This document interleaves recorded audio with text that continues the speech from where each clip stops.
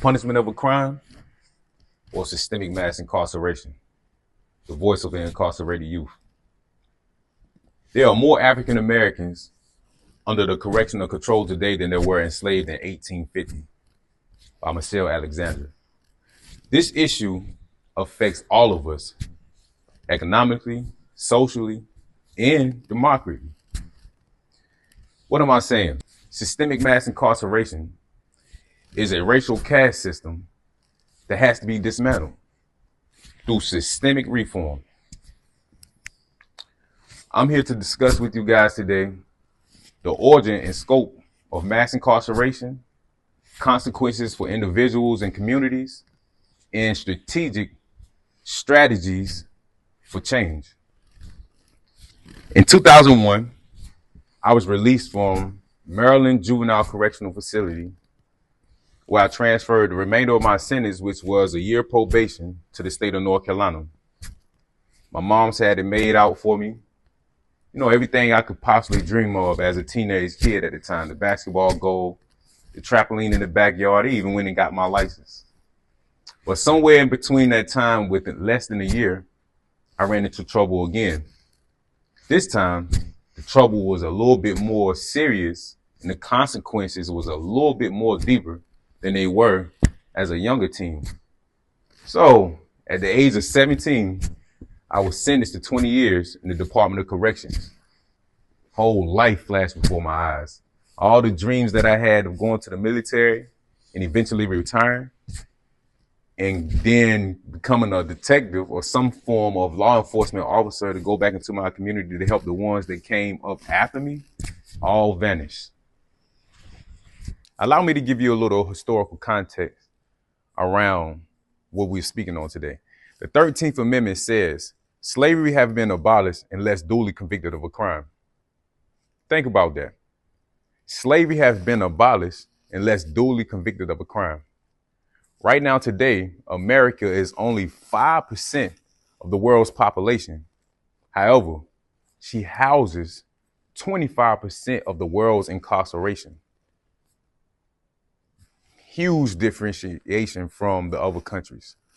You have over 2.3 million individuals fluctuating throughout America's criminal justice system every year. Little more context to it. 1 out of every 3 black boys end up with an arrest on their record. From the ages of 13 to 21, 41% of our youth end up with an arrest on their record.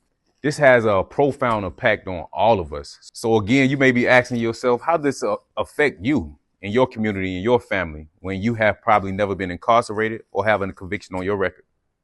Well, I'm here to tell you today that it affects all of us as a whole. Right now, today in the state of North Carolina, for one juvenile to be housed in a correctional facility, taxpayers are spending over $100,000, almost up to $150,000 in the state of North Carolina, just to make sure that one juvenile has the thing that they have to actually be rehabilitated. And then I ask some people, is rehabilitation even work? So what is going on with the money? Because the recidivism rate is so high when it comes to our youth. Per the Citizen Project, 68% of convicted felons return back to prison within the first 3 years. And if they don't return back within that first 3 years, 77% of those same individuals end up going back to prison within that 5 years. I would like to say that the recidivism rate is so high because the barriers that most convicted felons face once we return back to society is, what is these barriers we talking about? Limited access to education, limited access to higher paying jobs, limited access to housing, and who that falls on ultimately? The families of the incarcerated, often leaving emotional damage, abandonment issues, and financial strain.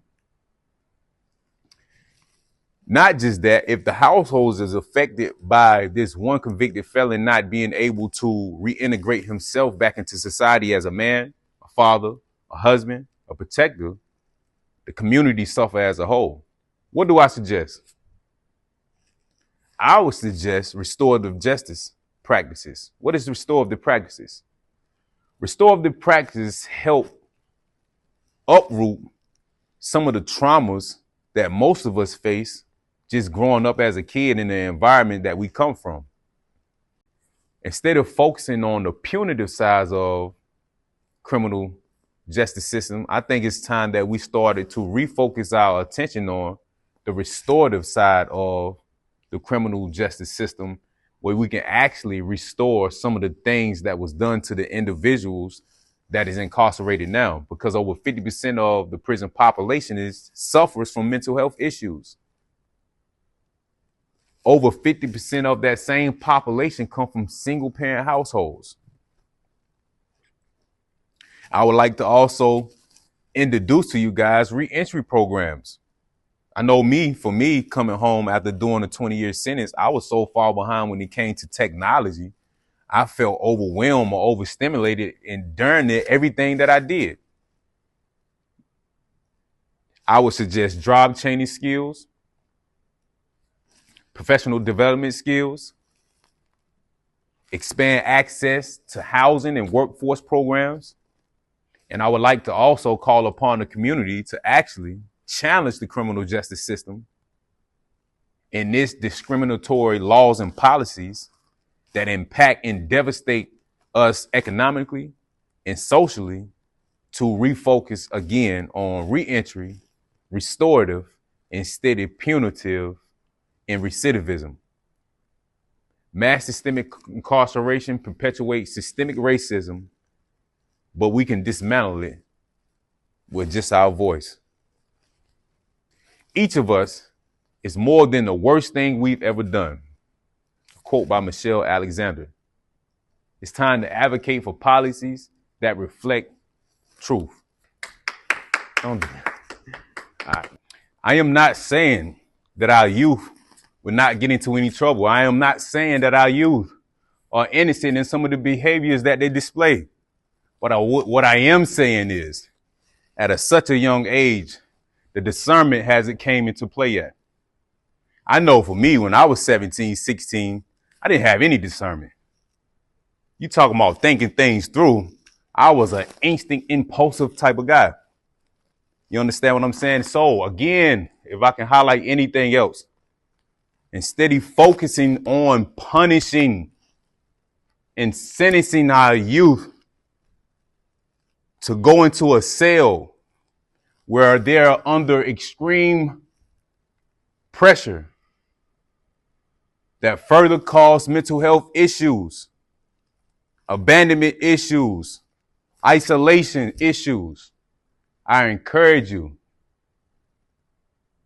to provide a safe space for our youth, for them to thrive by focusing on restorative practices.